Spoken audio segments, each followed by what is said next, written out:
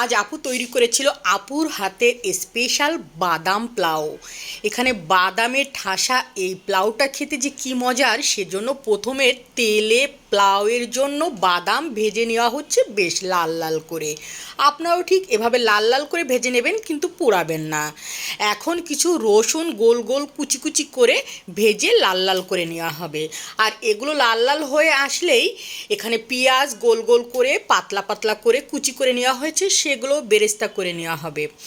আর এই বেরেস্তাটা যাতে তিতা না লাগে সে কারণে কিছুটা পরিমাণ চিনি দিয়ে দেওয়া হলো।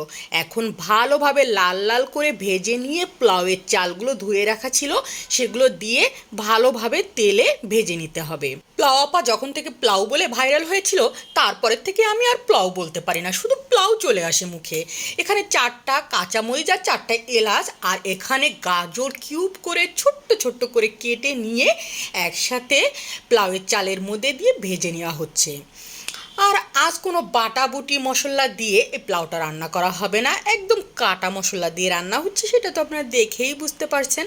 তো খুব সুন্দরভাবে পোলাওয়ের চাল ভেজে নেওয়া হয়েছে।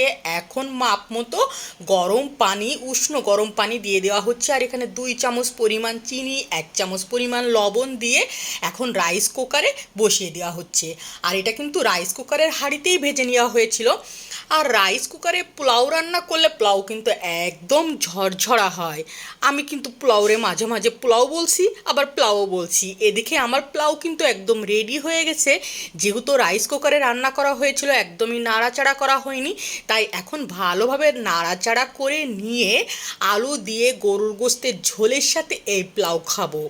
আর এই পোলাওটা যে খেতে এত বেশি মজার হয় এই বাদামের কারণে অনেক বেশি।